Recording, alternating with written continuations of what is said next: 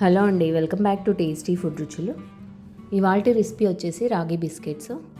ఈ రాగి బిస్కెట్స్ని ఇంట్లోనే చాలా ఈజీగా చేసుకోవచ్చు. సో రాగి బిస్కెట్స్ ఎలా ప్రిపేర్ చేయాలో ఈ వీడియోలో చూద్దాం. ముందుగా మిక్సింగ్ బౌల్ తీసుకొని ఇందులో 1/3 కప్పు తురిమిన బెల్లంని యాడ్ చేసుకోవాలి. నెక్స్ట్ ఇందులో 1/2 కప్పు నెయ్యిని యాడ్ చేసుకోవాలి. ఇప్పుడు విస్కర్ తీసుకొని ఇలా బాగా మిక్స్ చేసుకోవాలి.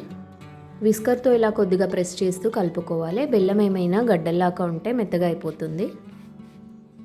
ఇలా బాగా మిక్స్ చేసుకున్న తర్వాత ఇప్పుడు ఇందులో 1 కప్పు రాగి పిండిని యాడ్ చేసుకోవాలి. తర్వాత 1/2 కప్పు గోధుమ పిండి యాడ్ చేసుకోవాలి. ఇప్పుడు ఇదంతా బాగా మిక్స్ చేసుకోవాలి. పిండి ఇలా చేత్తో పట్టుకుంటే ముద్దలాగా రావాలి. అప్పుడే బిస్కెట్స్ అనేవి మనకి సాఫ్ట్గా వస్తాయి. ఇలా కలుపుకున్నాక ఇప్పుడు ఇందులోకి కాచి చల్లార్చిన కొద్దిగా పాలు యాడ్ చేసుకోవాలి. పాలు అనేది చూసుకొని కొద్దిగా యాడ్ చేసుకోవాలి. ఈ పిండి అనేది చపాతీ ముద్దలాగా కలుపుకోవాలి. సో ఇక్కడ నాకైతే ఒక 2 టీ స్పూన్స్ వరకు పాలు యాడ్ చేశాను. సో మీరు చూసుకొని యాడ్ చేసుకోండి. ఇలా కలుపుకున్న తర్వాత ఇప్పుడు ఇందులో 1/2 teaspoon baking powder add చేసుకోవాలి. బేకింగ్ పౌడర్ పిండి కలిపేటప్పుడే యాడ్ చేసుకోవాలి. నాకు అక్కడ మిస్ అయిందని ఇక్కడ యాడ్ చేస్తున్నాను. పిండి ఇలా చపాతీ ముద్దలాగా కలుపుకొని పక్కన పెట్టుకోవాలి. నెక్స్ట్ కేక్ మౌల్డ్ తీసుకొని ఇందులో కొద్దిగా నెయ్యిని యాడ్ చేసుకొని మౌల్డ్ మొత్తం అప్లై చేసుకోవాలి. ఒకవేళ మీ దగ్గర కేక్ మౌల్డ్ లేకుంటే స్టీల్ ప్లేట్లో కూడా చేసుకోవచ్చు. నెక్స్ట్ ఇందులో కొద్దిగా మైదా పిండిని యాడ్ చేసుకొని స్ప్రెడ్ చేసుకోవాలి. ఇలా మొత్తం స్ప్రెడ్ చేసుకున్నాక ఎక్స్ట్రా ఉన్న పిండిని తీసేసేయాలి. ఇప్పుడు ఈ కేక్ మౌల్డ్ని పక్కన పెట్టుకోవాలి. ఇప్పుడు కలిపి పెట్టిన పిండిని తీసుకొని ఇందులో నుంచి కొద్దిగా తీసుకొని ఇలా రౌండ్ బాల్ లాగా చేసుకోవాలి. ఇలా రౌండ్ బాల్ లాగా చేసుకున్నాక కొద్దిగా ప్రెస్ చేయాలి.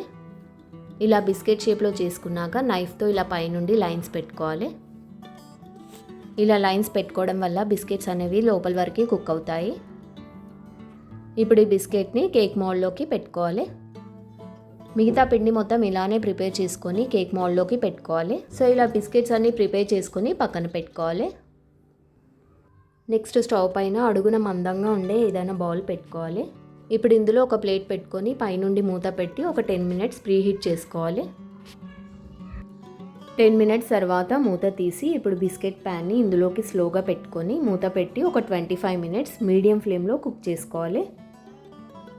25 మినిట్స్ తర్వాత మూత తీసి బిస్కెట్స్ ఇలా కుక్ అయిపోయిన తర్వాత స్టవ్ ఆఫ్ చేసి ఈ బిస్కెట్స్ మౌల్డ్ని పక్కన పెట్టుకోవాలి.